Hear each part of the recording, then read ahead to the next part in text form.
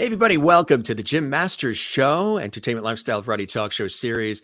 It's a pleasure to have you here. And boy, we've got an amazing guest coming up in just a second. We've got acclaimed Broadway vocalist, as well as film and television star, a brilliant actress, Elizabeth Ward Land is joining us live and direct from the New York area, from New Jersey, where she makes her home. And we're excited to have her here. And going to join us in just a second. First, we always like to welcome our viewers who are watching from all around the world. Our show generates from the United States. We are also here in the New York area, New York, New Jersey, Connecticut. We're along that southern New England coast between New York and Boston. It's a beautiful, beautiful day. Sunshine, light coastal breeze. Can't beat it. Wherever you're watching around the world, I hope your day is going well. This is the place to come for poignant moments, inspirational conversations, lots of surprises, interactivity with our lovely viewers who watch from around the world, entertainment, and lots more. So good to have you with us. Hope you guys are having a good day. If you're not, stick with us. We'll put a smile on your face. We're always having a good time with our extraordinary guests who come in from all different levels of celebrity and backgrounds, and celebrity friends of mine, and lots more. A couple of things too, as well. You know, you can interact if you would like to comment in our JMS lovely chat room that we have. It's a chat room we have where you guys can chat with each other as well, and we can see the comments and all that fun stuff.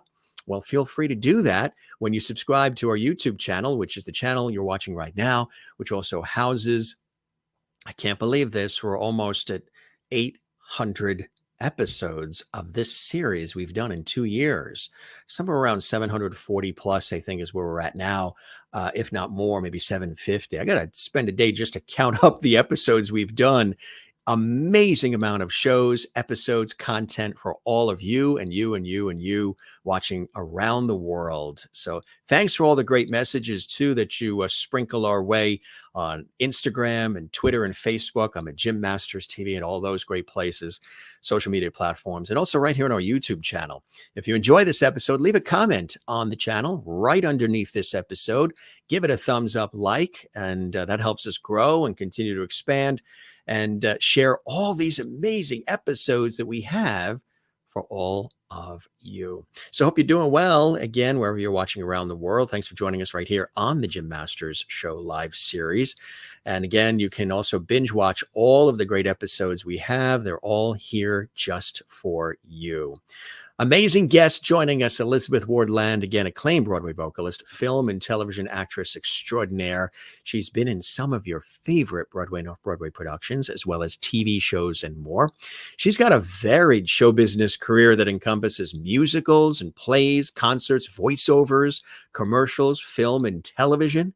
On Broadway, she appeared in the original casts of Amazing Grace, Scandalous, The Scarlet Pimpernel, yeah, that's right, and all three versions as Marie, and in Memphis, Passion, City of Angels, also a featured soloist in the music of Andrew Lloyd Webber, starring Michael Crawford at Radio City Music Hall and Royal Albert Hall in London.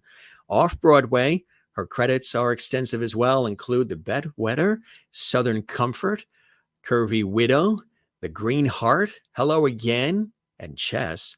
And she also starred in the national tour of The Prisoner of Second Avenue as Edna, opposite Hector Elizondo, as well as Chitty Chitty Bang Bang 2, Les Miserables, and also Singing in the Rain.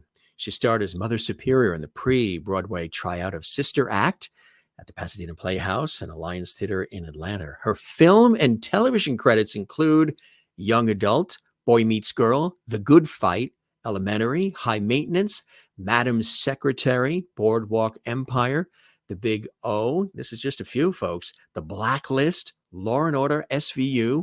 She's been on the soap operas One Life to Live, All My Children, and twice on NBC's Today's Show as part of their Everyone Has a Story series.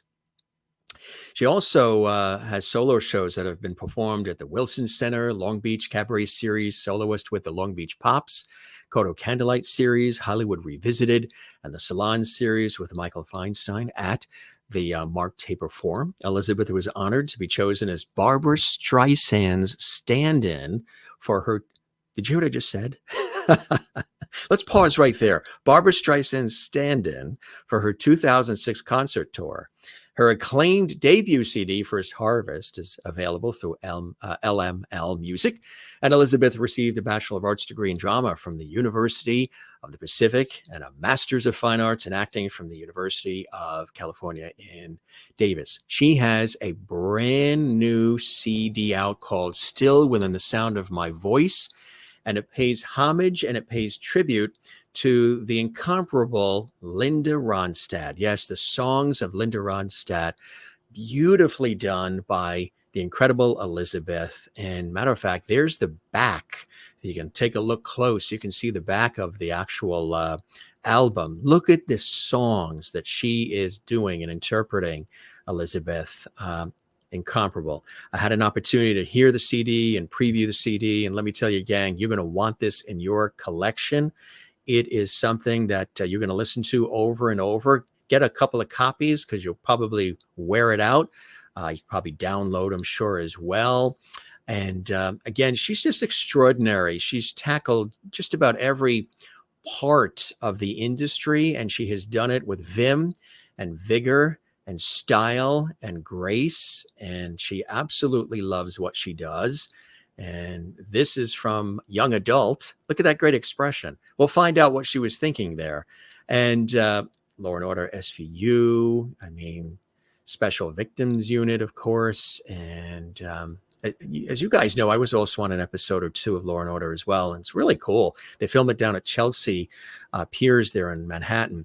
Elementary, great series, of course, on CBS.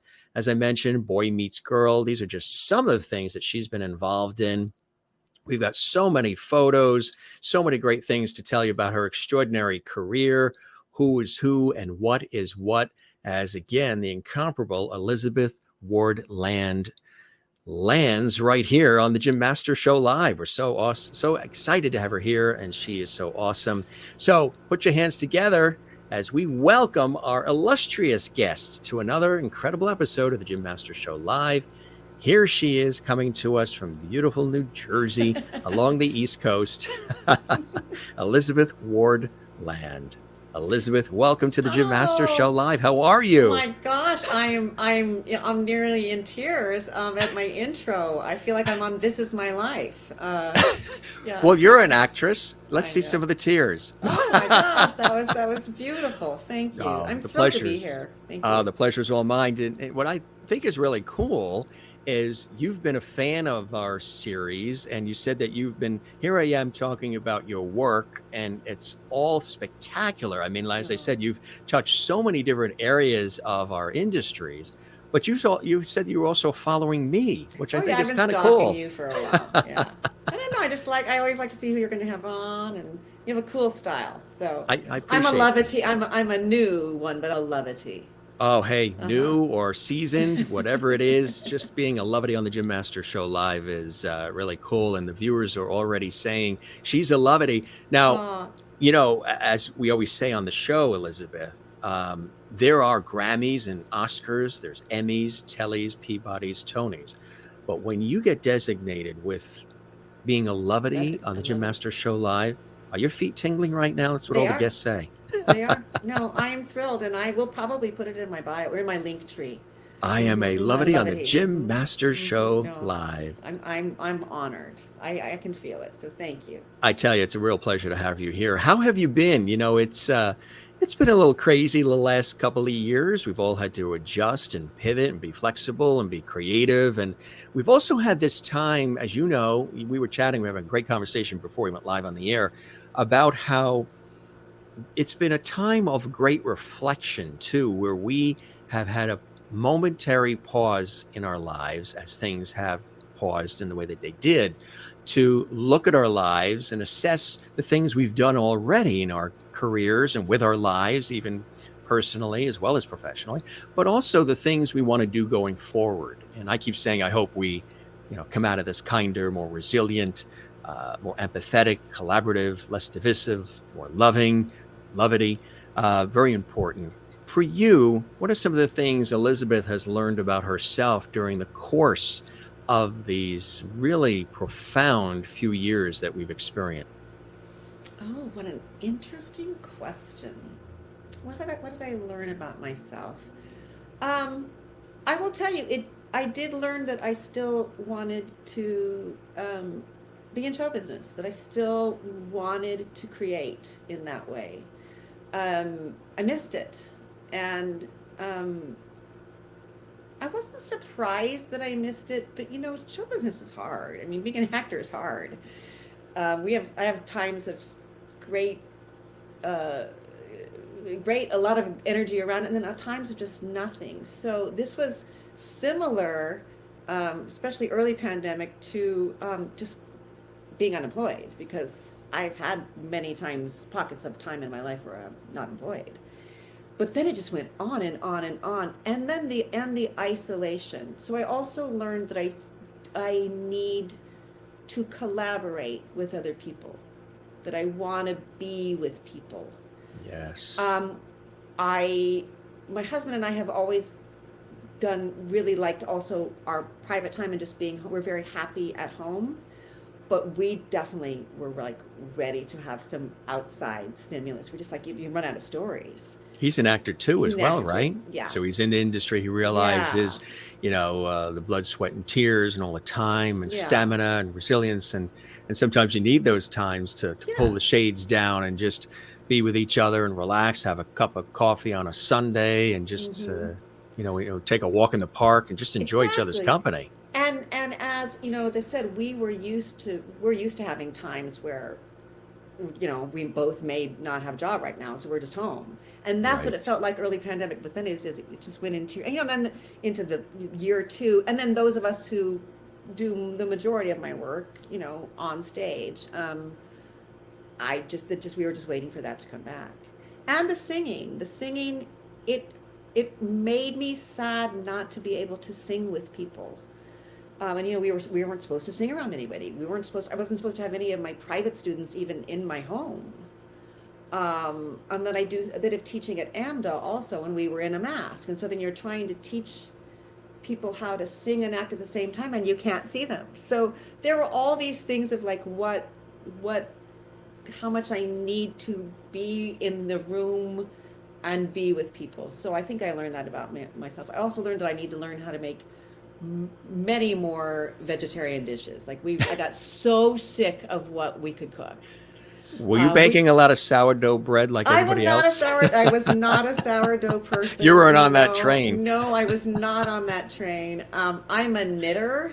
Oh, you are? And I knit a lot of things in that last 2 years. A lot of I really used that creative side of me. And I kept singing, and I kind of tucked this project away. We had basically right before the pandemic, I won the Bistro Award. Yes, you did. I think it was March 9th, 2020. And then 3 days later, the world shut down. So everything that I had planned and all the work I had booked was just null and void. And I felt like I hit a brick wall. And so after I got over kind of the injury of that, and then I got a little bit mad. I do have to say, I was a little bit bitter. Sure, yeah. And then I kind of just, so I thought, okay, so what can I do? And I kept singing and singing this. And then I had a little bit of some action last summer. Some of the theaters were starting to open up, and we were kind of experimenting with different ways my show could go. And I had some friends who run theaters now, and so I did it. I actually did it up by you, I think, at the Legacy Theater in Brantford, Connecticut. That's a fantastic place, isn't it? Brand new, what they've done. Brand new. That used to be the puppet theater. I know. I remember her telling me that they used to do puppet shows there, and they totally, it was really cool because they were able to do those renovations and all during the pandemic. They made it, the seating sort of spatial a little bit, so there's more. It's fantastic, and it's by the coast. It's a beautiful area there. We had a wonderful day. I did 2 shows up there, and I was experimenting with just doing a guitarist and a piano player. So I have a lot of people collaborating in my show and on this album. And next time you go to that area, if you're performing at the Legacy or anywhere else, on the same road where that Legacy Theater is. If you just continue on that road, obviously the shoreline and the coast is right there. There's boats that are there, and they do the Thimble Island Yes, we were cruises told where about they that. take you through the Thimble Islands, and it's narrated and it's beautiful, hugging the coast, and you get a chance to see the islands. That's within walking distance almost of that fabulous theater. Yes, So yes. And yeah, I mean, I love the whole name, the Thimble Islands. That's isn't kind that of cool? magical. Yeah, it's kind of cool. Yeah, there's one island there. That's Money Island. That's a pretty. Oh. it's a pretty Yeah, nice one. it kind of looked like it had some It Money had Island. Yeah. some few A things few there. things. So Um, that's fantastic. yeah. Yeah, huh? Yeah. So So anyway, then I kind of just decided that I would regret forever if I did not go into the studio and record it. Part of what I talk about in my show is the loss of Linda Ronstadt's voice into the world, to her and to all of us. Mm. And I, at this age, do not take mine for granted that I will have it forever. And so I felt like, let's go in and record it. And I'm really glad I did, because I think I don't know, there's something about the album. Everybody was just my gang was in top form, and it just worked. What is it for you specifically? Because I'm sure, there's a lot of performers that you've always admired. Some you've had probably great chances to work with over the years. What is it for you? Because I'm a big fan of her work too, about Linda Ronstadt that really speaks to you. What is it about her songs, her music, her message that really resonated with you to the point where you wanted to put this fabulous album together, sort of honoring her incredible legacy? When I decided to do just a vehicle for myself, I really looked back into all the different genres of music that I love to sing. Kind of like my show business career, which I've done a little bit of everything. Yes, you have. When I sing, I like to sing a little bit of everything. Yeah. And the one singer that popped up in every single category was Linda Ronstadt. And I had always been a Linda Ronstadt fan. But as you mentioned in your intro, I had some experience with Barbra Streisand also, and real touchstone for me.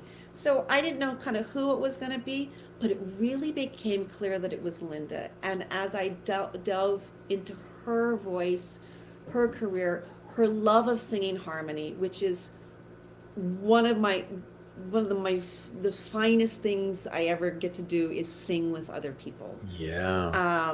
Look at the photo we have on the screen. I never care if I'm, on top or below, right, or singing the lead line. And same thing as Linda. She says that when she sings with other people, she gets to do things with her voice that she can't do as a solo artist. Exactly the same way I feel. So on a lot of our harmony that we have on the album, I'm way up floating on top. You would never normally think that I would be there. But so as the more I dove into her life, it just became a natural fit. The narrative evolved, and my voice has always lent itself to kind of a folky lilt.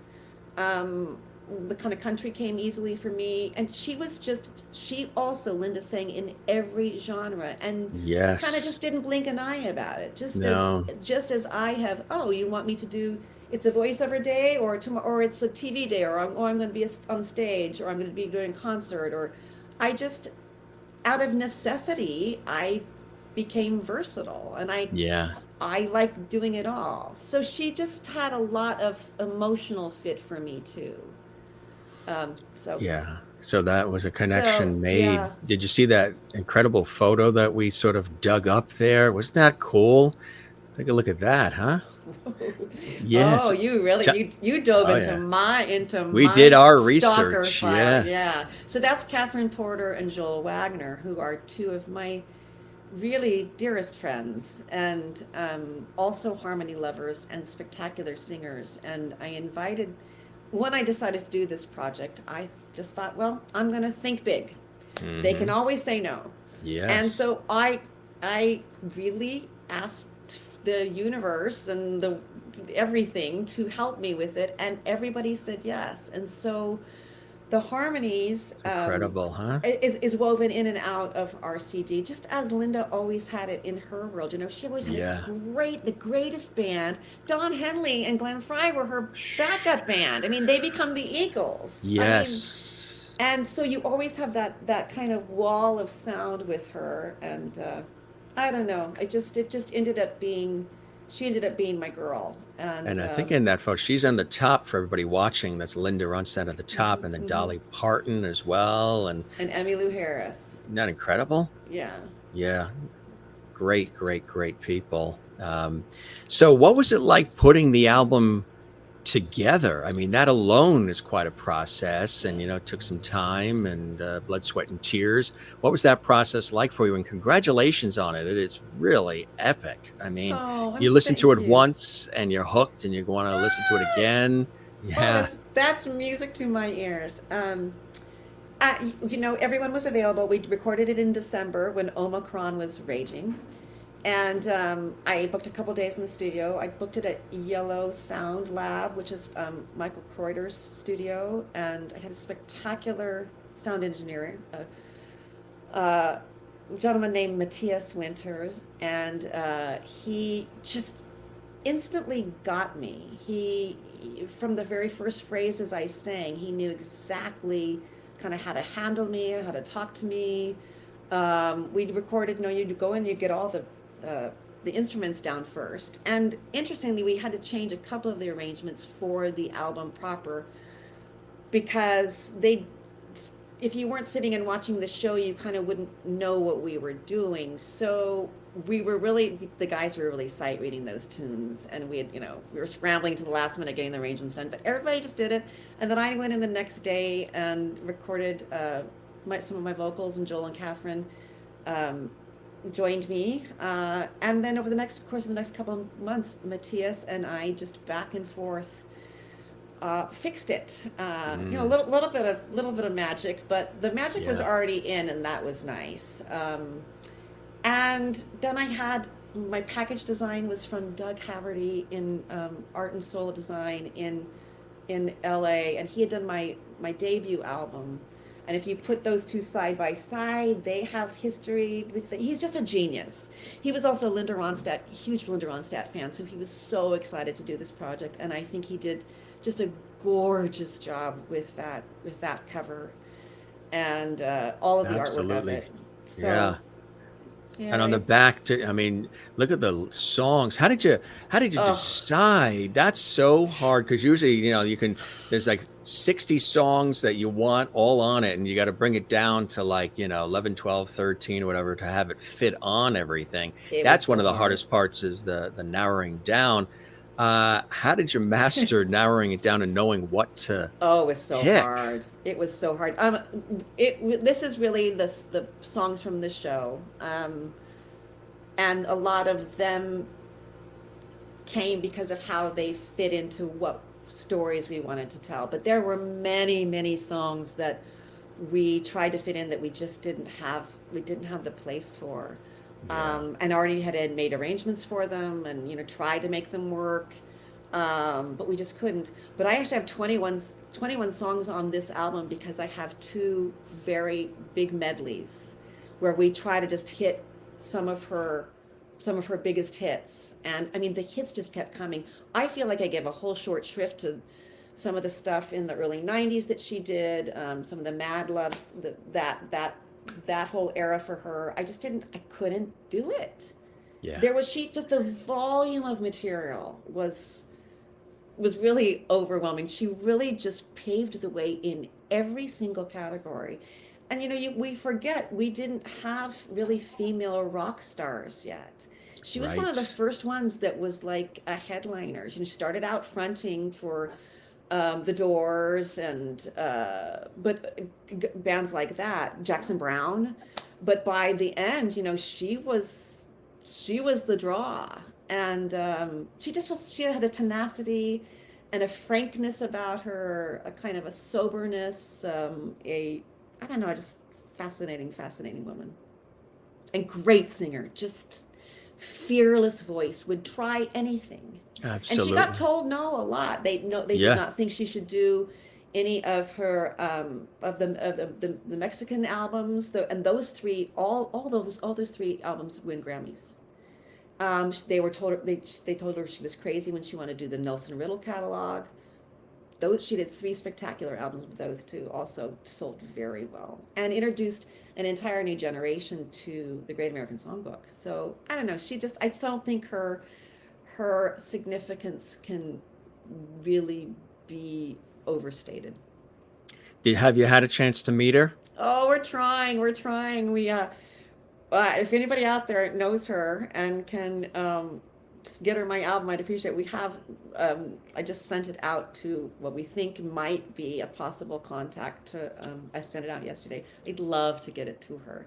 I don't do an imitation. So I mean, these are right for for anybody who's wondering. It's not, I really don't have an ability to sound like anybody but me, and so these are not. It's not an actual tribute if you're thinking that it's going to be me trying to sound like Linda Ronstadt, but it's a tribute in the love sense of that word, but more of an homage, I think. And so these are my arrangements. It's how the songs fell into my life, and we tried to arrange them how they felt as I was experiencing these songs. So what I would imagine, there's look at a her. fabulous photo of Linda Ronstadt on the screen there in the younger years. I think she would be very honored and very proud if she heard this CD, this album. I think she would be blown away. Yeah, because I'd love it. I'd love it. I mean, Linda Ronstadt is a music treasure, definitely an icon in the industry, but you've really captured sort of a heart and soul in your interpretations of these songs in such a beautiful way, Elizabeth. And I know that's one of the things you wanted to accomplish is, not just sing cover song type thing. You really wanted to leave people with a real feeling like she has always been able to do over the years, right? Yeah, I mean, I think if my hope would be that by the end of listening to this album, you would feel like you knew me, that you knew more about her by listening to me sing them, and that you felt like we're friends. That would be my goal. I think that's fantastic. That's a beautiful way to present it. Absolutely beautiful way to come at the actual project. And how long did it take from the germ of the idea to completion? For the album? Yeah. The germ started last summer. But I had to kind of figure out when everybody was going to be done, and I really wanted it to be the people the musicians who would help me create the show. So but we recorded it in December, and it really was released July 15th. So that was about 6 months. I mean, we were cranking on it. Yeah. But my sound engineer, Matthias, he put his own spin heart on and it, soul into it too, and I really credit him for a lot of that magic. And he'll probably kill me for saying this, but so the morning that I went in to do my vocals, I also played the piano, and I played the piano on Desperado, which I do in my show. And my mom was a piano teacher, and I kind of talk about my classical musical background that has been thread through my life.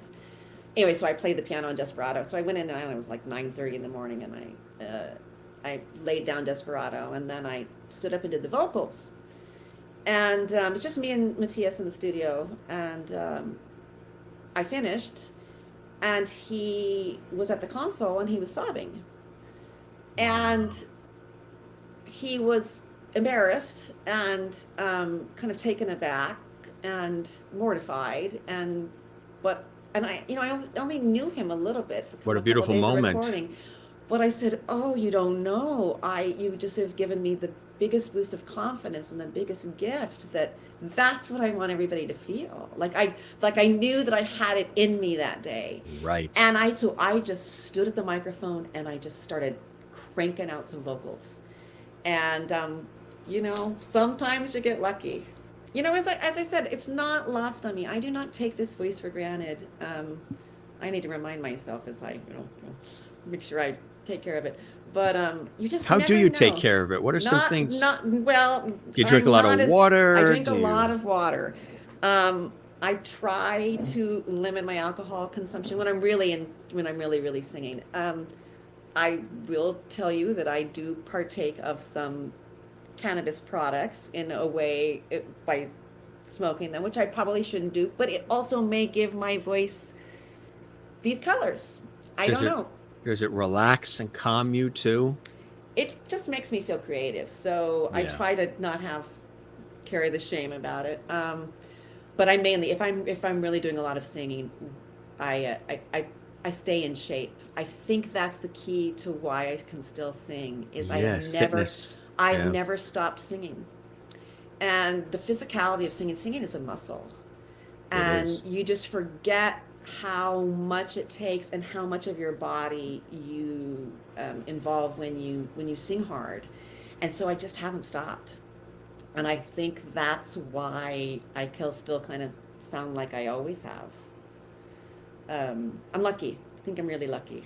You're blessed, right, to be able to say that, because for some people, that's not always the case. Things just, evolution just happens. Exactly. You just don't know, so things go flabby. I mean, I certainly don't like how my skin's pulling away from my muscles in my arms, but this muscle seems to be okay for today. And I every day when I go to sing, I think about Linda Ronstadt.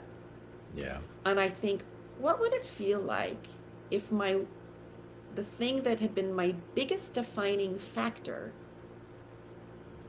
was no longer available to me? And she's really handled it with such grace and surrender. She says when you get a diagnosis like this, the best thing you can do for yourself is to surrender. Yeah. And anyway, she's just in my world. And so we decided to call it Still Within the Sound of My Voice, because my show was basically how my voice, in all the ways that I hoped it could, had kind of tracked out my life for me. And I hadn't realized it because I'm not a big star. I'm a journeyman actor. I have always made a living and worked with fascinating, wonderful people in the highest echelons of show business, but no one knows who I am. I don't have any stars in my eyes about that. And so realizing that the thing that I do think is the most special about me is my voice. Whether it's just acting, there's more than that, Elizabeth. But you're very humble. It was a through line for me my whole life. I mean, I remember standing up in the first grade, Christmas pageant and singing and having everyone turn around and go, oh, that I don't, that made me unique. Anyway, to realize that it really had made my life, given me everything that I had dreamed of. I realized that when I created the show. And so that has been a great gift at this age, to really realize that, you know what, you didn't do so bad. Did you want the audience to hear a little bit? I know they were saying you might want to do a little that's acapella. Right. I have to sing acapella. Sure. What could I sing for you? What would be the most famous? What comes to mind? What are you feeling right now? Is there something you're feeling? Desperado, why don't you come to your senses? You've been out riding fences for so long now. You're a hard one. I know that you got your reasons. These things that are pleasing you can hurt you somehow. There you go. Little desperado. Very, very nice. Very, very nice. I love that. In addition to this, and again, congratulations on the album. We'll definitely circle back on that. You've done a lot, and you really love performance. You love being on stage, right? I mean, everything you've touched, Broadway, off Broadway, film, television, is absolutely amazing. Tell us about, being a TV person myself. I'm fascinated as well by your incredible TV career. There you are in young Oh my God, adult. so that scene in Young Adult. Oh my God, that was such a fun one. What's fun about that scene too is when they were doing the promo for the movie, it's this thing they almost always played Yeah. when she was being interviewed because it really shows her like the depth of her character very Yeah. in a succinct way. So Hmm. I've gotten so much mileage about, and that's just I know. they just got hired for the day, auditioned, you go in, back in the old day when we used to go into the room. I don't know that we'll ever be going back into a room, but with all the self-taping we do now. But I just went in and auditioned for the movie, and you got hired for the one day, and it turned out to be this. And such a funny scene. Incredible Yeah. experience to be a Uh-huh. part of that Uh-huh. film, huh? You just never know. There's Elementary. This was this crazy scene. I was the president of the stock exchange. And it was, well, you'll relate to this. It was a walking shot Hmm. of all technical jargon. Yes. And in high heels that I've never worn before, and that was hard. It was because you don't want to screw up the shot, and if you got, and Yes. it was all this information that needed. Usually, I get hired in this way, 1 or 2 day guest star on these shows, and basically you're hired to be the information giver. Yes. Further, you don't really, your character isn't, they don't dive into your character, but you have to function in some way. Yes, those are nerve wracking. How Those are about nerve Law and wracking. Order Oh, SVU? the Lion Lauder or SVU, most of my stuff was cut. I was a costumer, Were you that role? on a Yeah. set, and Bradley Whitford is the big guest star that week, and most of all our stuff that we were on the set with On the him set. on the set Yeah. ended up getting cut. So yeah, you never know. I tell you, you don't. And there, of course, you mentioned Yeah, Elementary. Elementary. What Uh-huh. about Oh, Boy Boy Meets Meets Girl? Girl. That's cool. It's such a cool film. This was, I think, 2014 or 15, and it's a movie about a transgender girl, played by Michelle Henley, who in the movie she falls in love with or has a little relationship with the character that plays my daughter, and I basically play a uninformed kind of, not, I wouldn't say racist, but definitely a transphobic mother. And I am not nice to the main character. And I've had actually a lot of young trans people say that they watched this film as they were, deciding, how they wanted to spend the rest of their life, and that they remember me. And it's not, I don't play a nice character, so, but it's Yeah. interesting. But it shows your But versatility. interesting movie, and I'm so glad it's out there for that we have those things now, so that if you are feeling that, you have some stuff to watch and to learn about what you may have ahead of you. Very, very cool. Again, just shows the versatility of the amazing roles that you've taken on, including, we talked about Broadway and off Broadway and so much more. You're so well known for theater work, because I know the theater is also near and dear to your heart as It's really well. where I come alive. Oh, As Scarlet Marie. Pimpernel. Yes, tell us about Oh, this. Scarlet Pimpernel, crazy pocket of time. Scarlet Pimpernel, I had been involved in a lot of the original workshops of it, and they kept having me and asking me, and then they ended up getting the Broadway show. And my character Marie, she's an artist. She turns out to be Madame Tussaud, this character. And here in this picture, I'm painting a portrait of our main character, Sir Percy, who turns out to be the Scarlet Pimpernel, while the main female lead is singing a beautiful song called "When I Look at You." When I look at you, what I always see is the face of someone else who once belonged to me. Yeah, so that's That that. sounds so good. I just got chills. I'm sure our lovely viewers just got chills too. And I did all 3 different versions of that show. I mean, it would never happen in Broadway's temperature now, but they kept chipping away at that show, and and I ended up getting married while I was doing that show, and my husband coincidentally joined the cast, and we went out on the national tour of it as newlyweds, and then left the tour after the LA run of Scarlet Pimpernel, and then stayed in Los Angeles for 7 years. That's incredible. Yeah, so it was really fun for us to be newly married and be out on tour together. And this, say what you want about the Scarlet Pimpernel, people loved it. They and still love. Yeah, I know, and we had a very troubled history on Broadway, and now when people think of the Scarlet Pimpernel, they think it was a big hit. Exactly. Look at this cool photo we have. Tell us what we have here. Oh, that's so interesting that you found that. So this is my dreamboat friend Todd Murray.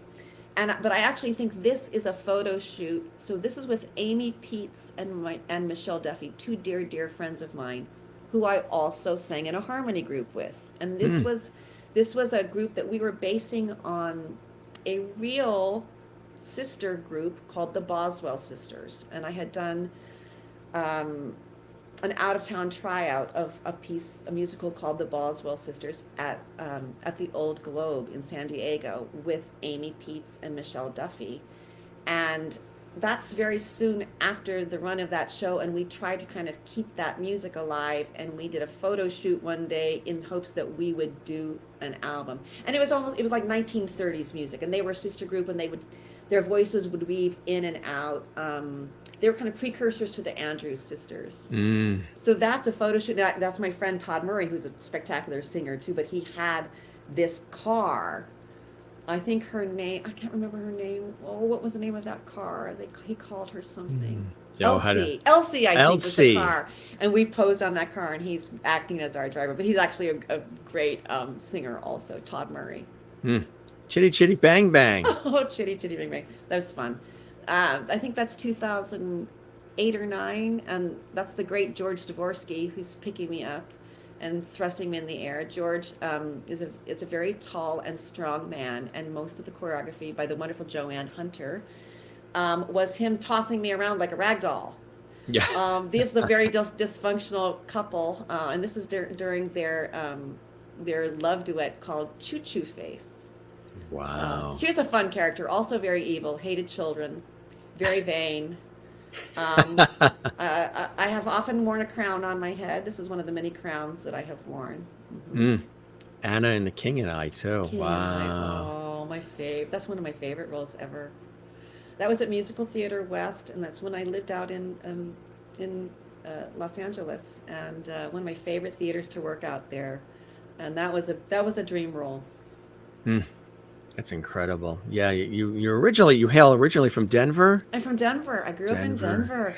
Beautiful and there's area. a lot of us Denverites from my era that are still on Broadway, that are still working in show business and in New York show business, and we all can't believe it. But there was about a 5-year kind of group of Denver students that really kind of hit, and we're all still doing it. Isn't that incredible? Yeah. It's quite scandalous. Scandalous. Oh, I love Scandalous. This is by my dear, dear, dear Kathy Lee Gifford. And this was a piece about Amy Semple McPherson. And I played Luella Parsons, who was a Hollywood gossip columnist. Yes. And this is me reporting on the radio, probably something scandalous that Amy Semple McPherson had done.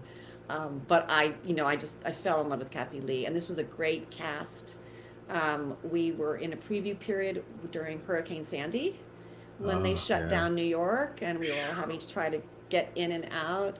We had no electricity in New Jersey, so but we, I think we shut down for maybe a day, but by the second or third day, Bloomberg wanted us back in the theaters, and we were all there. Back at it, yeah. Back at it. Evil Queen. Oh, Evil Queen and Disney, Snow White and yeah. Disney. So during our years in Los Angeles, I ended up getting this crazy Disneyland job. So this is the $6 million musical version of Snow White and the Seven Dwarfs that Disneyland put in Fantasyland Theater there in the park in Disney. And it was directed by Eric Schaefer, who used to run the Signature Theater. And the voice of the Magic Mirror was Patrick Stewart. And it was a hologram. Really? It was a hologram. Yes. Uh-huh. Yeah. And this picture of me, I think, still hangs in the Disneyland History Museum on the premises. This is how cool is that, huh? Mm-hmm. And I'll tell you a little story about this. So I don't know if you can see the spectacular crown, yet another crown that I've worn. This is the night of the photo shoot. We were recording the commercial that night, and they came up and gave me the crown, which weighed like 10 pounds. And I said, "Oh, well, this is just for the photo shoot, right? I just have to, put it on my head." And they're like, "Oh no, well, we're thinking this is going to be your main crown." And I was just like, and I would have indentations from the jewels and the metal on my forehead. And I'm a bony person, and we do not recover from that sort of thing that well. No, so this is what I remember about this is it's probably midnight, because we had to do this photo shoot when the Disneyland was closed, because we were an outdoor theater, and this is probably midnight, and they've just handed me this crown. I'm like, oh, how the hell am I going to keep this on my head? But you're a professional, and you did. That's the mark of a true professional, gang, is when you can keep a crown on your head. Now, Norma Desmond. Yeah. Yes. She's one. She's a good one. Great reviews you got on this and everything. I'm going to do it again in Norwalk. Oh, you are? I'm doing it again at the Music Theater of Connecticut. When's that happening? September 16th to October 2nd. Ooh, I get to get a plug. Musical Theater of Connecticut. I'm going to play Norma Desmond in Sunset Boulevard there. How did you like doing it I thus love far? It's the greatest part ever. It's so much fun to sing. She's such a unique person, and I did her before the pandemic and the shutdown, and now I have all this information about not leaving my house. She's a shut-in. Yeah. And I have all this new information to add to her, and I'm thrilled to get to sing it again because I really had fun. It's hard. You look amazing. Thank you. Huh? My face goes into different periods very easily. Right. What the thing that you're wrapped in? What kind of fabric is that? I think that's ostrich feathers. So is it very soft? It's the hood. So it's a robe that has a hood on it, and that the ostrich is around the edge of the hood, and then is it heavy? The collars, no, it's light. That didn't, yeah. And these were all pictures that they took of me because the set is, or they say in the script is her home is decorated with pictures of herself. With pictures of her shrine, yeah. Aww. Southern Comfort. Tell us about this, Southern Comfort. It shows your versatility. I tell you. There's Joel in the background. So Joel Waggoner, who sings on my CD and who did all of my gorgeous, gorgeous vocal arrangements and plays the violin on this CD too. All of the violin is Joel. Joel is a musical genius, and we met in this piece. This is a piece about a transgender community in rural Alabama, and this was a piece by Julianne Wick Davis. That we did at Barrington Stage and down at the Public. And Joel and I were part of what we were called the storytellers, and we were also musicians in the piece. I played the percussion in this. First time I'd ever played percussion. Wow. And we did a lot of the singing, and it was when Joel and I first met and fell in love with the way we sounded together. So when I wanted to do this Linda Ronstadt project, I went to Joel because I knew that there was something about when our voices are together of how they sound. And he also just has an incredible, unique way of arranging harmony that make it really tug at your heartstrings. Dan Collins is the other author of Southern Comfort. Sorry, Julianne McDavid's and Dan Collins. Took me a second. You're going deep in my arsenal, I mister. tell you, this is really shows your versatility and your ability to really take on whatever they throw your way. Oh, I love a good challenge. Oh, the bedwetter. With my glorious friend Lauren Marcus. So the bedwetter was a wonderful, wonderful, unexpected gift for me this spring. Bedwetter, a new musical by Sarah Silverman and Adam Schlesinger, and Josh Harmon wrote the book, and we did it at the Atlantic Theater Company. And I was hired to stand by for cover Bibi Newirth, who was playing Sarah Silverman's grandmother. Sarah Silverman at age 10. And it's set in the early 80s, and Sarah had an elegant grandmother. And I'm standing here with my friend Lauren Marcus, who was on this same night. So we're standing in the dressing room in our vintage clothes, with basically saying understudy power. To be an understudy in time of COVID, because look, they test the actors for COVID every day, so you just never know who's going to be. Right. And then I ended up going into the last week. They extended the bedwetter, and Bibi was unable to do the extension, and they were very kind to me and gave me that last week of performances, and I loved this piece. I think it's so unique and heartfelt and funny. You laugh and you cry and you care about her family, and I don't know, I'm a big fan of it. I'll be very, very anxious to see what happens. Oh God, Jim Masters, you're cracking me up. This is Steel Magnolias at the Jiva, and I played Malin, and they talk about her hair in the show as being a blonde football helmet. So I think I'm taking a picture of my blonde football helmet, and I probably texted that to my husband, like, what do you think of my wig? And then I ended up posted it on Facebook. That's what she looked like. Yeah. Oh, Amazing Grace with our mouths open. Yeah, they were singing Amazing Grace. We were probably going, I once was. That's probably mid once. It looks like we're all saying once. Josh Young and Aaron Mackey and Leona Michelle. And, what was that like, huh? Oh, that was, and I also I've loved them all. First of all, I love anytime anybody hires me, but Amazing Grace was a wonderful experience. I loved the dramaturgy. I loved all the things that we learned and tried to share with people about what we learned about slavery, and how this hymn that we all claim as kind of part of our universal domain, how it really was written. Loved the cast. Played someone's mother, which is what I usually do, the glorious Aaron Mackey's, but it was great costumes.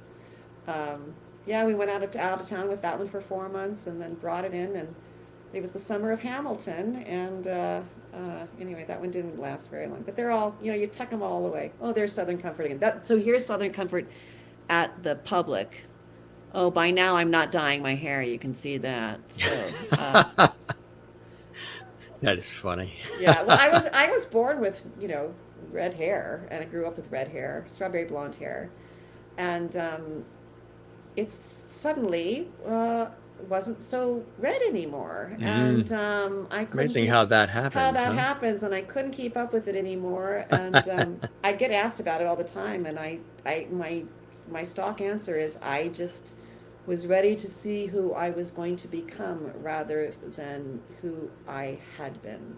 So I decided before the pandemic, when everyone else decided to let their grays show, I stopped dyeing my hair. This forelock of mine had gone pretty white in my late 20s. So I had an idea of what was under all the Lucy color. Arnaz did that, and she let it, and it looks fantastic, and everybody loves it. She let the white come in, and just really looks great on Lucy. And I had obviously much more white than I knew, and I was tired of it. I was tired of feeling inauthentic, and I was ready to. I think we all go through these metamorphoses as people. We have these times, where you just become into this next version of yourself, and I definitely felt that I was in one, and I'm a very visual person, and so Me I was too. ready to move into who I was going to become next, and my instinct told me that it was time to see what I really looked like. That's So I fantastic. let it go. Yeah. So nothing, no dye, a Like lot of Frozen, hair. right? Let it Let go, it let it go, let it go. go. Yeah, but we as a society do not value age, and we certainly don't value age in women. And I'm glad people are starting to talk about it because Yes. I have in a group. I have a group of women friends who are all, a variety of ages, but boy, you gain power along the way, and it would be nice if we could start really seeing that for for how it functions in our society, and not make us disappear. Exactly right. Beautifully said. Absolutely. And the time is well overdue for that. Here's a cool photo we showed a little bit. And that's Ken. So that's my husband Ken right behind me. So you can see me. We're holding Bobby Goldman. This is Curvy Widow, crazy show, and that's my husband Ken right behind me. Ken and I have done a Broadway show together, a national tour together, an off-Broadway show, regional theater, and we're actually going to shoot a film together at the end of the month. We are going to play a married couple in the film too, so that'll be a That first is for us. Yeah, that it's is been great. awesome. It's been great. Oh, boy, the Steel Magnolias at Jiva. That was a great show. And What a that was great group. another one, I didn't sing a note in it. Isn't that something? Yeah, I like them all the same. I think I'm just a storyteller. And so that's There's my the first first. album cover. Yeah. So didn't he do a nice job with the Really mirroring of these did. two? Yeah, he's a genius. Yes. Yeah, you really captured something. What, tell us about that very first album. There's the album that we've been talking about. And then First Harvest, the very first album. Tell us Oh, about this one. First Harvest. Well, I look back at it now, and I should have. It was really forecasting that I was going to do a Linda Ronstadt show, because this album um, is just a crazy compilation of every genre and style that I felt that I could sing, and somehow wrapped up in a bouquet that works together. And I released it in 2008. Kind of at the urging of my dad, who is no longer with us. And he had always loved the sound of my voice.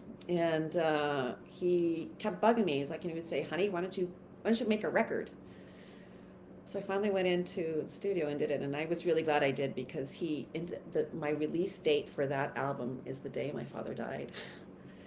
Now, we had gotten the pre-release to him before he Wow. died, but in the last few months of his life, my mom said that he would move his chair close to the speakers in the living room, and while he was recuperating on his oxygen, he would listen to my CD and rock it back and forth to the sound of my voice. Mm.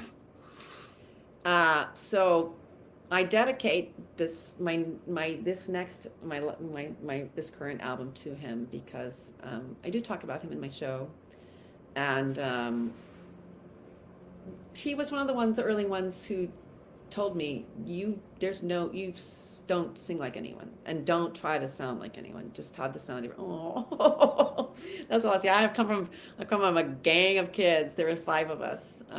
What do we have here in the photo? Tell us. That's okay. So that's my mother Betty. It's my mother Betty Joe, who is still with us and lives in San Rafael with my my only brother Stuart. Then we have my sister Leslie, my sister Mary Alice, me on my dad's lap, and my sister Amy also on my dad's lap. Were they a musical family? Where did the inspiration growing up in Denver come for Yeah, you to my go into mom. music and the arts? Yeah, my mom was a piano teacher, and her mother had been a piano teacher also. My mom was a music major, actually played the viola and the piano, but taught piano in our home every day growing up. So I did my homework to people playing the piano in my house and learning how to play the piano. And we all sang. All of us sang, and we all played instruments. I also played the oboe. I was in my elementary school happened to have an oboe, the weirdest instrument in the world. And they knew I was musical, and so they basically just gave it to me and said, "You're going to play the oboe." And I proceeded to play the oboe all the way, actually, through college. In fact, I went to college originally, part of the reason to play the oboe. And then I realized I wanted to be up on stage, really wanted to be up stage. So music and singing, my sisters were definitely my first harmony partners, first ones that I would sing with and that I knew I could hold a harmony line, but they all can hold a harmony line. And there's nothing like family members singing together, because there's there's the overtones of the similarity in the voices that, It's extraordinary. Yeah. And Just tell. Linda Ronstadt sang with her brother and her two Right. sisters. I mean, they had a group and called themselves the New Union Ramblers, and they sang all over Tucson. So we had a lot. The Osmonds did it. Yeah, The Jacksons yeah. did it. Mhm. Richard and Karen Carpenter. I mean, it's Mhm. just there's just something magical about it. When had there ever been talk of you guys? Oh, no. But more just of like the music, that there was just music in the home all the time. Yeah. And as I read Linda's first book, Simple Dreams, I realized that was really something we had in common. She said there was just music all the time. She didn't know any different. She just sang from the moment she started talking. She also said that she thought when people talked, they spoke in English, but when they sang, it was always in Spanish. So she really grew up singing singing in Spanish and knowing all those Mexican songs. And I really feel like that's where she found her voice, when she tackled that part of the genres. And she really, that power, she could click into an overdrive in her belt like I've never heard anybody do. She's a fascinating singer. Yeah, absolutely. And a fascinating woman, to say the least. As are you, Elizabeth. Thank you. As are you. Thank you. Oh my God, Jen. This is Pete and Keeley, which is it's kind of a spoof of Steve Lawrence and Edie Gourmet, and this is with David Naughton. I don't know if you remember who David Naughton was. Yes, he was sure. American Werewolf in London, and this is. And he was also I'm a pepper. Pepper, you're a pepper. Oh, good for you. Yes. Good for you. Yes. This is in Whitefish, Montana, at a place called Alpine Theater Project, and this was a fun show to do. Lots of singing. Kind of old-fashioned variety show. Yeah, cool, huh? The set looks good, nice and colorful. It was great. Yeah. It was, oh my God, you dug in, mister. I like it. Oh, that's Little Women. One of my favorite things I've ever done. That's Little Women, and that's at Theater Works in Palo Alto, California. I had a wonderful experience there. Really cool. That's Singing in the Rain. Yeah, that's my first kind of big job. That's Kathy Selden in Singing in the Rain, the bus and truck of Singing in the Rain in 19. Wow. I'm not going to tell you when. Sounds like the teacher on Charlie Brown. It is. Wah, wah, wah, wah. 19. Well, there's Southern Comfort again. Jeff McCarthy and Ned O'Toole. Jeff McCarthy, he was on our show as a guest. He's great, huh? Yeah, Natalie Joy Johnson, Robin Skye, Todd Cerberus, Lizzie Hagstead, David Ludkin, Emily Otto, Jeffrey Kuhn, Joel Waggoner, and me. I think I know everybody. Very good. Yeah, they're all friends. And that's again, we just go back to that shot, because that's where it all really began for you, huh? Yeah. With the inspiration, and there's nothing like the love of family. What are some things that you have yet to do that are on your bucket list that you would love to do? There's so many things in one's life that we could do, and what are some of those things that are still out there for you that you haven't tasted yet, or you'd like to do more of? Interesting. Yeah, I got asked this in another interview, and I kind of was unprepared, which also made me realize that, there's not so much left that I want to do. Well, obviously, I would love to star in a Broadway show. I would like there to be a part that is just like, because I'm the only person that can do it. That's what I'm holding out for. I mean, hanging on into show business with my. That was very Norma Desmond. That's very Norma Desmond. I would love that. I would just love that. Something that is just all the things about me. So putting it out there, I would also really like to be able to recur on a television show. I mean, so that you go back. I do. I go in for a day or two, but you don't ever really have that I like the camaraderie. I think that's why I like the live, Yeah. the theater, because we all in the theater we all come and make this happen, as make it Yes. look like it's happening for the first time, but it's all this energy coming into together. And on when I on the set, I mean, everybody's nice and stuff, but you're just there for a day, so like Just a day. yeah. Any shows that you wouldn't mind being a part of? Do you have some favorites? You're like, gee, I would love to get in on that series, Oh, either past or present. um, interesting. Interesting. Well, I mean, I'd love to Very be on the, I'd love to be on interesting. the, I'd love to be on the Lots of- Gilded Age. I'd love to be on the Oh, Gilded Age. I yeah. mean, give me a Yeah. period costume. It makes me very happy. Would you like to have been on Downton Abbey? Any of those? Oh yeah, any Yeah, of those I would love. yeah. I did Boardwalk Empire and I loved it. The set, it was like you That's felt like you were right. back in Harlem and Yeah. in the 20s. You opened the Yeah. door like it was like you're opening the door to Oz. It was amazing. Yeah. Yeah, sure.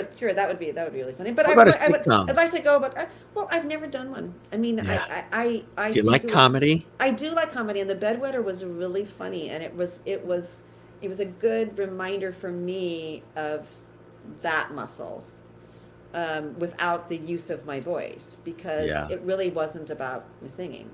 Right. So I looked at it as like, okay, I get the message. I'm going to value this part of me to move forward. I don't know. As I said, I'm doing Sunset Boulevard until October. I have some Linda Ronstadt concerts coming up. One in Norwalk, Connecticut, same place, Musical Theater, Connecticut, next Saturday, August 6th. And I'm going to be at Paper Mill Playhouse, which is out here by me in Milburn, New Jersey. I'm doing the Wednesday through Saturday before Labor Day. I'm going to be doing my Linda Ronstadt show. They have a cabaret series out here. And then who knows? The next wonderful thing, I'm sure, will find me. It always does. So Yes. We have a little clip actually of you doing your thing on stage with elements of Ronstadt. And let's take a look at that now, gang, and then we'll be back. There's the website, too, to learn more about our fabulous guest, Elizabeth Ward Land. You can go to elizabethwardland.com to learn more about the album. And now the album itself, is it available on Amazon, Spotify, iTunes, all those places? Every place. Please, Cool.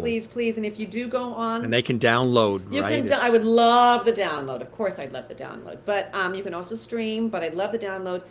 But what is also really important to some of us who are self-produced is if you can, whatever site you download it on or stream, if you can follow me there or like me there or heart me there, so that those followers, so those numbers tick up for the algorithm, like say in the Spotify It's all side, about the all that. algorithm It's these all days, about the isn't it? algorithm. Even on YouTube with subscribing and YouTube, liking, the it helps us. subscribing, it Yeah. really helps us. And also, I would love a review, and I'd love to hear your comments. I mean, I don't think there's an artist out there who wants to perform in a vacuum. So Right. if you Feedback, are comments, moved yeah. in it or don't like something even and have the time, I know you have to go back into the site and you have to want to write the review, but those can also be But it very helps. it can really be helpful, and I would love to hear from people too. It was a labor of love, and I'm just really glad to just be able to share it, and it's everywhere. You're going to be so sick of me. It is everywhere. She's omnipresent. Here's a little clip, folks. Enjoy.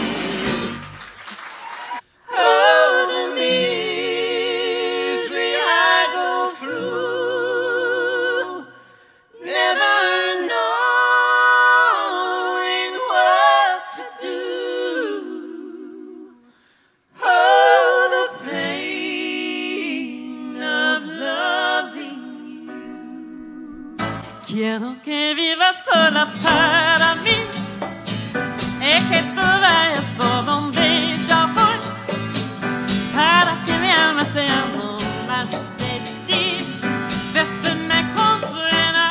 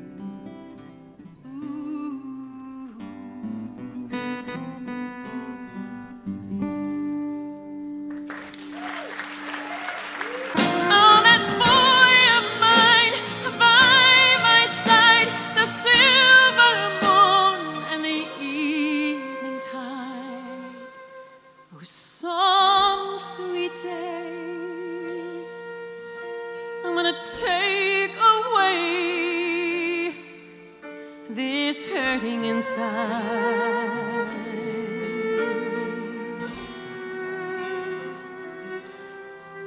If you're still within the sound of my voice over some radio, I just want you to know you were always my only choice.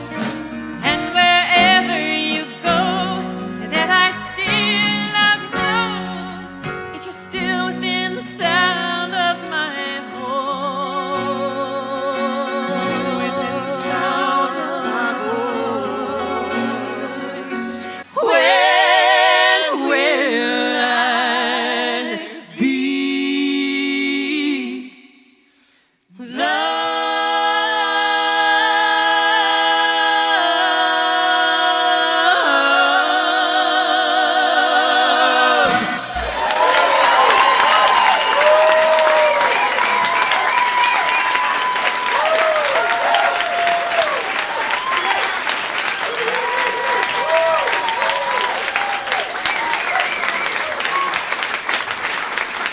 Thank you.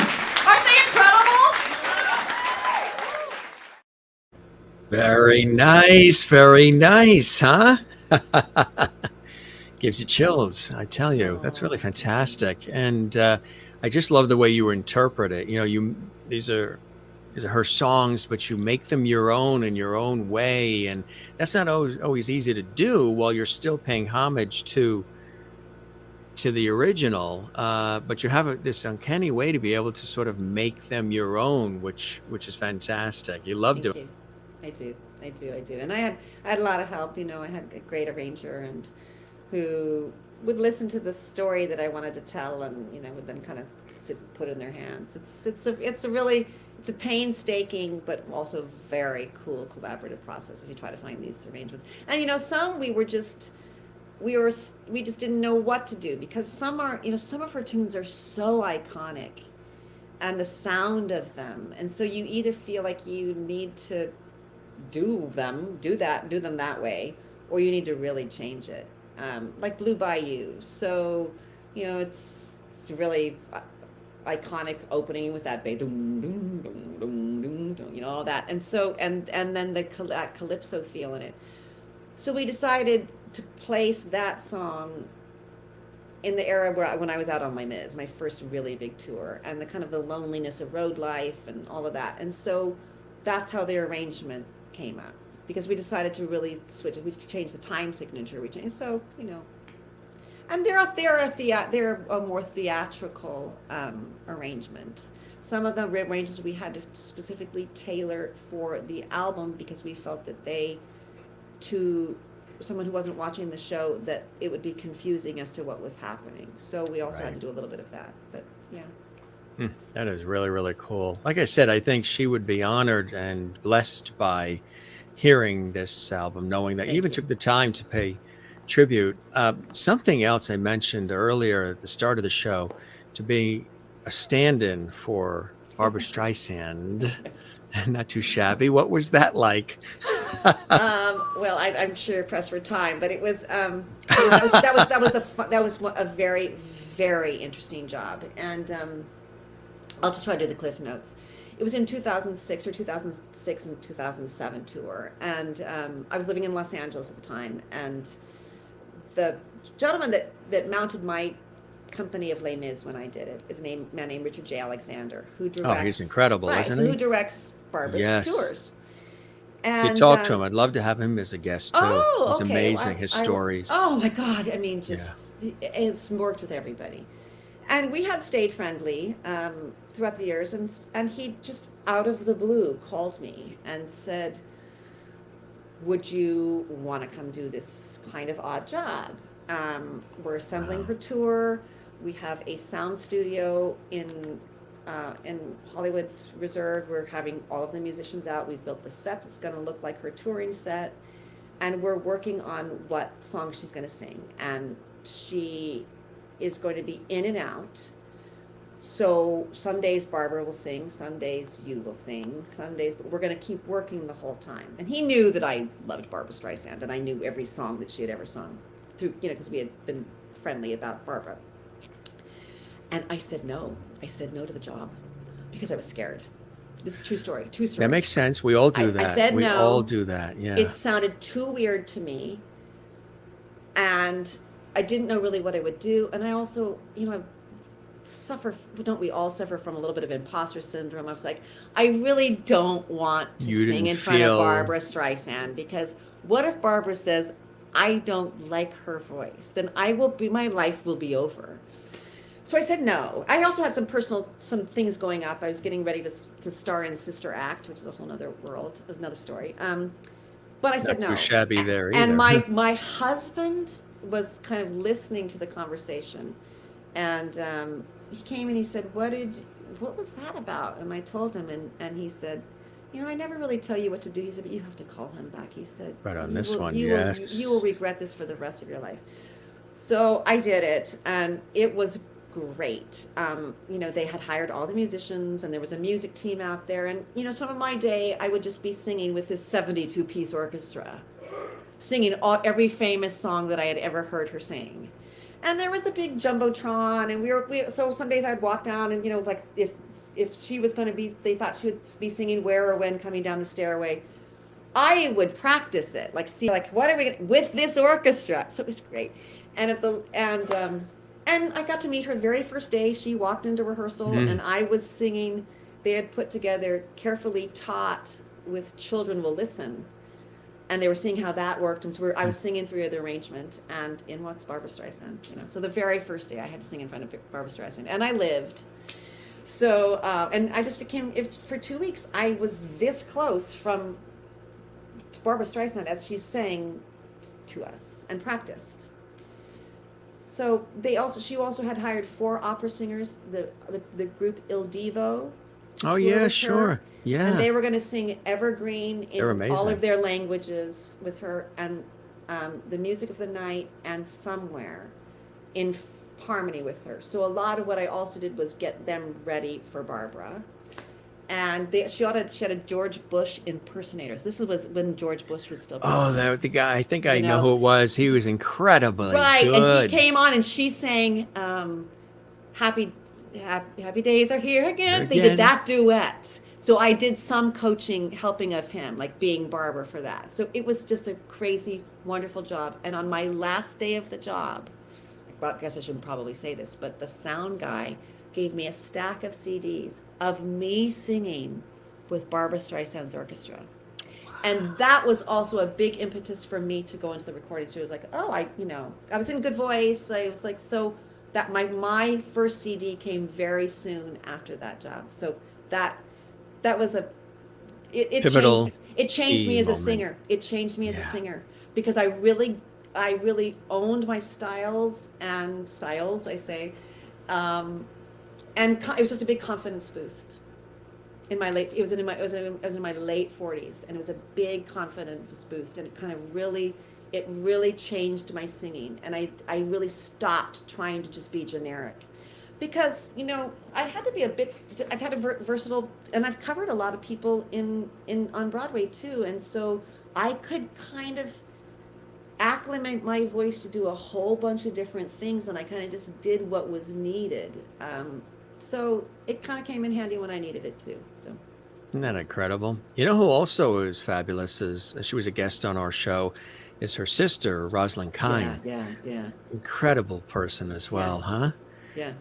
Who was some of the folks, if we were to come over to visit you guys with a bottle of wine and a loaf of sourdough bread, what would be in your iPod or your boombox or your stereo system? What does Elizabeth like to listen to? It'd be my husband controlling Spotify, but he's definitely a man of the 70s, really 70s, 80s, the rock and roll.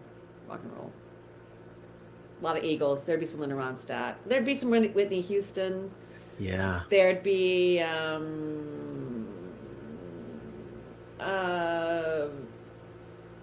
Steely You Dan. go for the older There'd stuff be, too, the yeah, I mean, Sinatra and all. oh yeah. Well, I you're don't, in New Jersey. I think you have to go for the the Sinatra, Sinatra, I or know, else. or else, I know. They'll lose my New Jersey license. Can't be a New. I seriously never thought I would be living in New Jersey, but I do live in New Jersey. Yeah, nice Um, quiet suburban life. it's Yeah, great. It's great. yeah, It's definitely an eclectic playlist. Also, I mean, yeah. kind of like my singing style. So I just like music. Yes. What are Mhm. some of the blessings and joys that continue in your life to sort of push you forward to want to create and still collaborate and provide us with all this music and the television and film work and everything else, the stage work? Oh, that's also a very good question. I really have just such a great life. I have so many blessings. I have a long marriage. I have a supportive family. I have a lot of animals that I love. We are childless by choice, but we have a lot of people's friends' children who I feel, parental towards. Lots of nieces and nephews. So a lot of that closeness. I have hundreds of friends that I have had in my life for 30, 40, 50 years that I still am in contact with. And that's really meaningful. I'm a big manifester, so I have that sort of spiritual practice in like really just the energy, the positive flow of energy.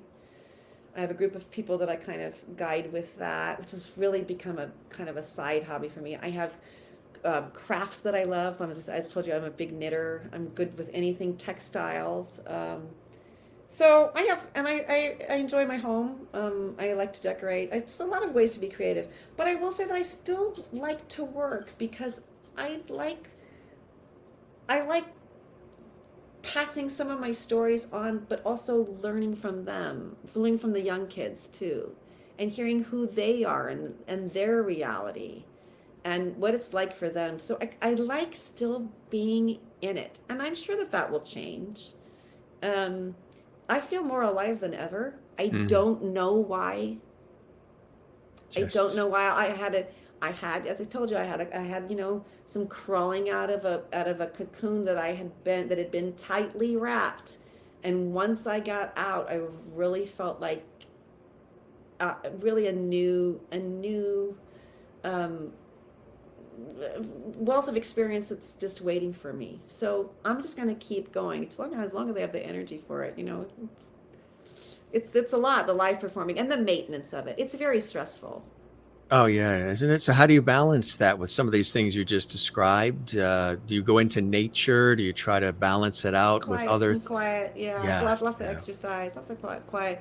But and it goes, it always ebbs and flows. yeah. I have a very busy summer and some big singing come up, so I do try to practice in the morning, and then I try not to worry about it, but keep that muscle in. And Yes. then if I'm really singing a lot, I do a lot of quiet, of just not talking at all, so that I'm really only using the voice and what spit I have.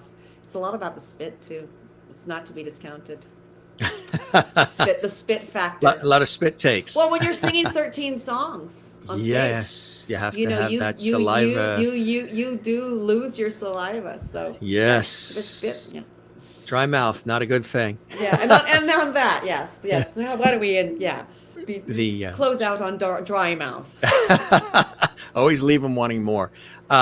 Cheers. Somebody that's here, he pops in towards the latter part of the show, and he always likes to just share some sunshine. Who knows about stamina is Mr. George Burns. Oh, hi, Georgie. There he is with his cigar and his red pocket square, as always, looking dapper. He said you knocked it out of the park. He loved the stories. He loved the singing. And he thinks you are really quite amazing, Mr. George Burns. Thank you, Not George cool? Burns. Yes, you are an inspiration. Just keep plodding along. My aunt collected dolls, and she made sure she got this when he turned that magic number, and it got passed down to me. So he pops in towards the latter part to send his wishes. He hangs down below with his big martini and his cigar, just sort of listening and overseeing things. It's great. Really fantastic, Elizabeth. An amazing conversation, and the viewers, of course, loving it and commenting throughout as well. And we thank them for their love and support. All the Jim Masters Show lovities here on the program. ElizabethWardland.com is the website, gang. And congratulations on the album, and not just the album, but everything so far in your career. It seems like you are right now, Elizabeth. There's the album again, the Songs of Linda Ronstadt, still within the sound of my voice. There's the songs on the back cover. Check it out, gang. It sounds like you are in a real sweet spot in your life right about now, Elizabeth, huh? Yeah, I'm having a ball. Isn't it crazy? Oh, I tell you. Well, much blessing and joy your way. Spread the word about our show. We'll keep the porch light on for you, and I hope the show met whatever expectations I had, and you enjoyed the time with me as much as I absolutely have with you, Elizabeth. I absolutely loved it. Thank you. You're very welcome. You keep well, and you take care, and we'll chat again soon, okay? Okay. All right. Take care. The incomparable Elizabeth Ward Land here on the Jim Masters Show. I know you guys enjoyed it. You've been commenting throughout the show. Is she not extraordinary? Acclaimed Broadway vocalist, film and television actress extraordinaire. And a lot of cool moments, too, poignant moments, entertainment. You got to hear a little of her voice. And at the same time, she was very open and real and authentic about her life, her passions, the career, family, and so much more. And that's what we love to do here on the Jim Masters Show live series. Again, she's really terrific. She gives 110% with everything that she does. She's in a real sweet spot right now, as she said, and it's just really been an incredible. Check her out if you get a chance to see her, perform on stage. Leah Chang took this great photo. Make sure you get to check her out because she puts on a great show. And for those of you who missed it earlier, there is her first album. You can check that out as well. Norma Desmond's going to be returning, which is exciting. And Sunset Boulevard, of course, happening, and just everything else that she's doing. But the main thing right now is her wonderful love of and paying homage to this extraordinary talent, Linda Ronstadt, the one and only. And there is that album again. Check it out, ElizabethWardland.com, still within the sound of my voice.com. And again, she's got a lot of cool things that are upcoming. She's very excited about a lot of the great projects that are happening. And we're so excited to have an opportunity to celebrate her. That's a cool shot. To celebrate her and her extraordinary work here on the show. I mean, all these different roles that she's had an opportunity to take on. Flying high, literally. Just really cool stuff, gang. And great story about the hair there, huh? And we loved it. She's amazing. Check her out again online and everywhere else. Want to let you know, too, some amazing guests. You see the episode when the incomparable Ava Cherry was with us. She talked about her work performing with the one and only David Bowie and the love affair and relationship that they had. Also, her working with Luther Vandross and performing with Chaka Khan, Bob Marley, and so many others. Recently on the show, Joey Hartstone was with us, film and television writer and author. He was absolutely amazing. You check out the episode with Baba Tunde. He's amazing. Emmy-winning actor, producer, director, writer, 33 films. He's starring in 4 television series right now. Did you see when Chili Willy Groove was on? The accomplished and acclaimed Latin percussionist, songwriter, producer, recording artist. If you didn't see that episode, check that out as well. And of course, coming up this week, Chef Josie Clemens, co-creator and celebrity judge on the all-new Star Vegan Cooking Competition TV series, Peeled. Yeah, that's launching in September on television and online. That's really cool. She's all excited about it. She was also featured on Hell's Kitchen with Gordon Ramsay. Did you see her on there? So check this out. This is on Monday. And look who's also coming to the Jim Masters Show live series this week. Daphne Maxwell Reid. She starred as Aunt Viv, on the NBC TV series The Fresh Prince of Bel-Air. She's a legendary actress, comedian, and model, and she's coming up this week on Tuesday as well. Glenn Hansen is coming on the show this week, internationally acclaimed illustrator and animator. Now, if you're watching this episode of the show 6 months from now, these guests will have already appeared on the show. So just look in the archives. Recently, the incomparable Monica Mancini, daughter of the legendary film composer Henry Mancini, was on our show. Double Grammy-nominated vocalist, along with her fabulous husband, 8-time Grammy-winning, Emmy-winning record producer, musician Greg Field. We had an extraordinary conversation on that episode as well. Once again, we thank Elizabeth Ward Land joining us, acclaimed Broadway vocalist, film and television actress, joining us here on the Jim Masters Show series. Gang, if you enjoyed this, be sure and give this episode. You heard Elizabeth. It's so true. Commenting, subscribing, liking, following, very important. We value your thumbs up likes on all our episodes on our YouTube channel. And also the comments that you leave on the YouTube channel are invaluable to us. And also, don't forget to subscribe to our YouTube channel, Jim Masters TV. That helps us big time as well, gang.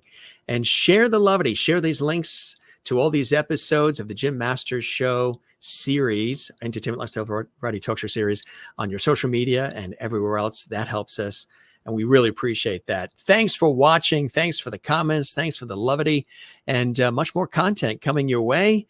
We're approaching almost 800 episodes we've done in just 2 years' time, 2 years plus and counting. Truly amazing. We love you all. Thanks for watching. Hope you enjoyed this episode. We certainly enjoyed presenting it for you with all the fun and poignant conversations and entertainment that we always bring. And thanks for all the comments as well. We appreciate that, and all the spunk that you have, and all the love you have for this series means a lot to us. You can find me again on Facebook, Instagram, and Twitter at Jim Masters TV. Also our Lovity Hall group, the Jim Masters Show Lovity Hall on Facebook, and our YouTube channel right here with all these episodes is Jim Masters TV. For all of us here, thanks for joining us. We'll see you on the next one, and many more to come. Spread the words, share the lovity, and we thank Elizabeth for being here. We thank you, and you. Be well, take care, love one another, be good to one another, and don't forget to love yourself. Take care of yourself as well. We don't say goodbye here. We say see you later. Ciao, cheers, slancha, hasta la vista. We say sayonara, morilu, and be well. We, again, love you all. Thanks for being with us. It's so great to see all the viewers, too. We're continuing to grow as more and more people discover what we're doing here, which is quite different. We don't call this an entertainment. We don't call this an interview show. We call it an entertainment lifestyle variety talk show series. Yes, lots and lots of that coming your way for all of you. Gang, truly, you're the best. Jim Masters here, your host, thanking you for your time this time. Till next time. Whatever's happening in your life, we thank you so very much for carving out some time to join us here on our series that we've created for all of you. I really, man, do I enjoy hosting and producing and creating these episodes for you. And I really appreciate all the love and feedback from the guests and from our lovely viewers. You mean the world to us. Be well. We'll see you on the next one. For those who are watching live, catch us tomorrow night. We'll be back 8 p.m. Eastern, 5 p.m. Pacific. And for those who are watching this Memorex, you're watching this episode later, well, another one. Stay right here on our YouTube channel, Jim Masters TV. Another episode comes up just for you. And don't forget, gang, you can binge watch if you ever miss anything. There are hundreds of episodes that you can enjoy on our YouTube channel just for you. All right. That's good. That's a wrap. I think we've said enough. Guys, you guys are really the best. Take care. We'll see you on the next one. Love you all. Cheers.